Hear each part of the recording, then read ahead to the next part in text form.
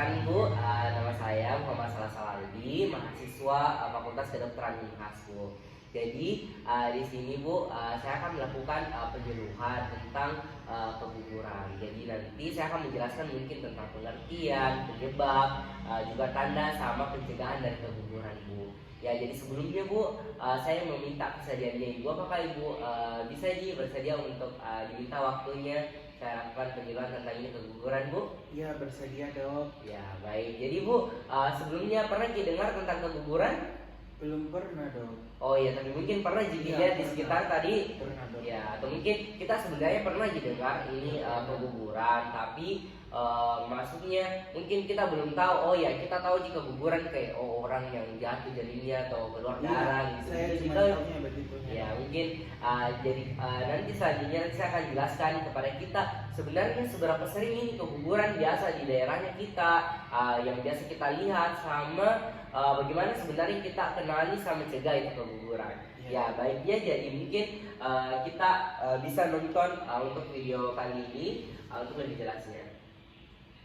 Oceanografi Ahmad dan Nalita setelah pada Februari 2018 sambungan harus tahukah Anda, berdasarkan data World Health Organization, dari 46 juta kelahiran di dunia terdapat 20 juta kejadian keguguran atau abortus. Sekitar 36% abortus di dunia merupakan abortus induksi dan 64%-nya merupakan abortus spontan. Keguguran atau abortus spontan.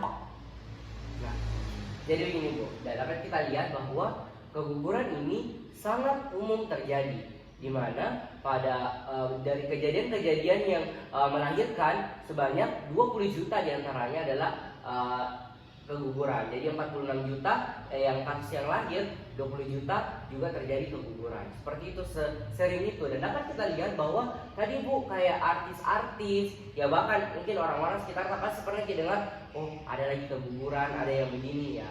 Seperti itu, seumum itu. Bahkan tadi seperti Ashanti, Nagita Slavina juga pernah mengalami keguguran ya. Jadi memang sangat umum terjadi dan tidak memandang ras, bahkan itu selebriti atau mungkin dia memiliki kehidupan yang baik ataupun kurang, semuanya memiliki kemungkinan untuk mengalami keguguran. Makanya sangat penting buat kita tahu tentang ini keguguran.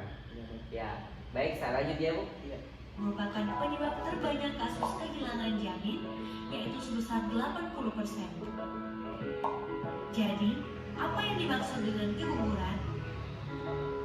Keguguran atau abortus spontan ialah berakhirnya kehamilan sebelum usia kehamilan 20 minggu atau bila berat janin yang lahir kurang dari 500 gram. Penyebab keguguran diantaranya.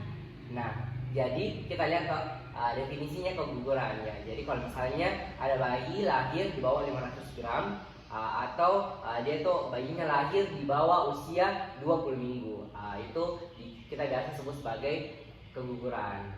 Jadi kalau bahasa kedokterannya kita bilang abortus spontan. Kalau misalnya dia langsung keguguran gitu.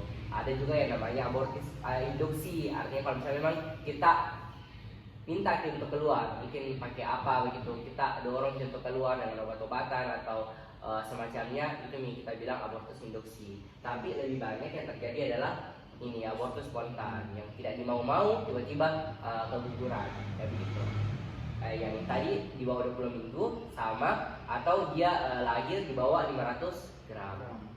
Karena kita tahu kalau harusnya janin atau bayi itu lahir itu kira-kira 2.500 sampai 4.000 gram. Ya, begitu ya Bu. Kita lanjut. Yang pertama, faktor janin, yakni kelainan kromosom. Nah, ini tadi penyebabnya. Kedua, faktor ibu seperti usia, jumlah persalinan, infeksi daerah genital, penyakit kronik seperti diabetes mellitus, obesitas, dan penyakit tiroid, serta gaya hidup yang tidak sehat seperti merokok, alkohol, obat-obatan, dan stres. Nah, jadi apa penyebab sebenarnya kali keguguran Bu? Ada dua faktor. Ada yang dari janinnya dan ada yang dari ibunya. Ya, dari janinnya itu biasa kalau memang ada kelainan kromosom. Ini biasa mungkin karena dari genetik atau kayak bawaan dari ya ibu dan ayahnya. Terus nanti diturunkan ke anaknya. Mungkin anaknya pada saat terbentuknya itu kira-kira ada kelainan genetiknya, jadi dia tidak kuat untuk bertahan di janinnya ibu.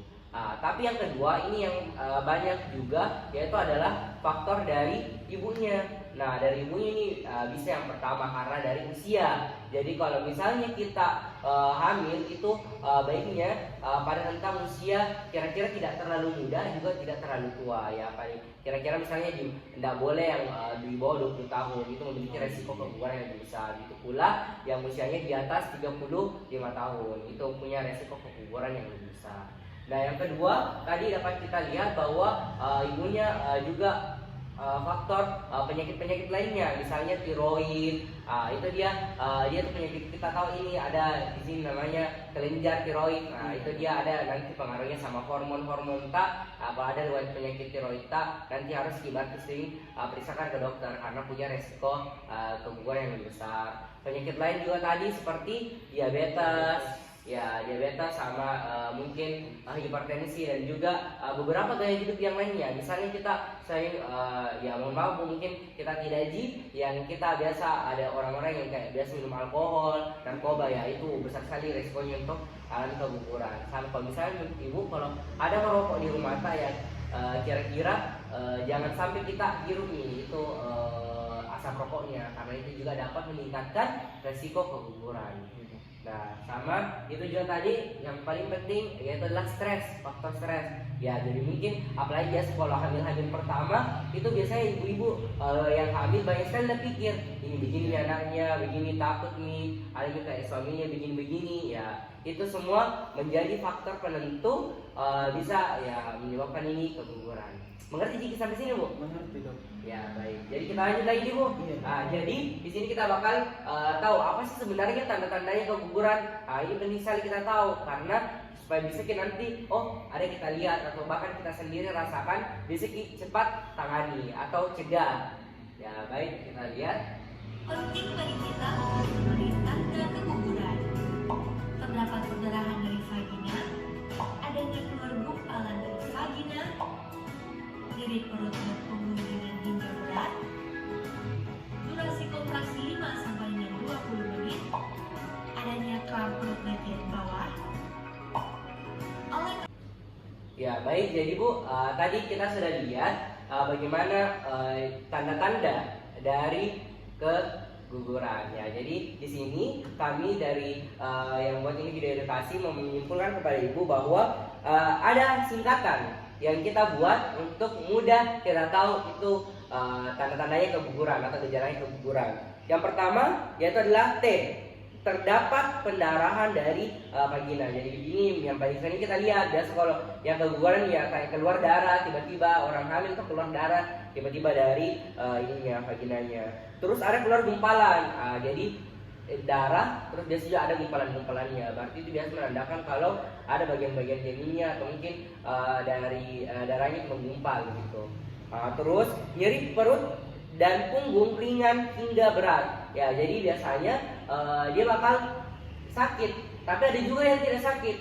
Jadi tapi biasanya paling lebih banyak yang mengalami nyeri perut terus tembus di pinggangnya. Ya, ini bisa ringan, bisa berat. Terus kita mengalami durasi D, durasi kontraksi 5-20 menit. Jadi dia bakal merasakan atau yang mau mengalami keguguran biasanya bakal merasakan perutnya itu berdenyut-denyut, berkontraksi. Itu dia 5-20 menit. Terus yang terakhir adalah adanya kram perut bagian bawah. Jadi perutnya kram bagian bawah. Jadi tadi saya lagi tanda. Yang pertama terdapat adanya pendarahan. Terus yang kedua ada gumpalan. Ya, ada gumpalan. Terus N, nyeri perut pada bagian nyeri perut dan pinggang. Ya, ringan hingga berat. Terus D, durasinya. Ya, durasi kontraksi ada 5-20 menit. Terus A, ada tanda kram perut. Ya, adanya tanda kram perut. Baik, jadi insya Allah kita sudah tahu mengenai tanda. Ya, selanjutnya kita bakal bagaimana sih sebenarnya kita cegah. Nah, kita lihat lagi videonya.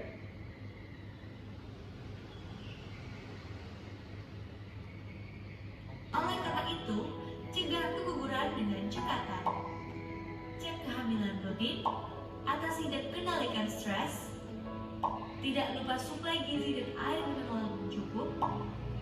Atur waktu istirahat yang cukup dan hindari aktivitas berlebihan. Dan hindari asap rokok, alkohol, dan nafsa. Ayo, kenali tanda. Baik. Jadi di sini juga selain dari tanda gejalanya, kami juga singkatkan kepada ibu mengenai dari cekatan. Ya apa-apa saja. Jadi ini kita lihat cekatan Bu. Jadi pertama cek kehamilan rutin. Jadi tahu Jiki Bu, kalau misalnya orang yang hamil itu kita harus selalu periksakan kehamilannya, minimal itu 4 kali dalam kehamilan tersebut, yaitu 1 kali di trimester 1. Trimester 1 artinya 3 bulan pertama, terus pas 1 kali lagi di 3 bulan kedua, ya berarti bulan 4 sampai bulan 6, terus 2 kali di trimester ketiga, ya berarti umur kira-kira 6 sampai 9 bulan.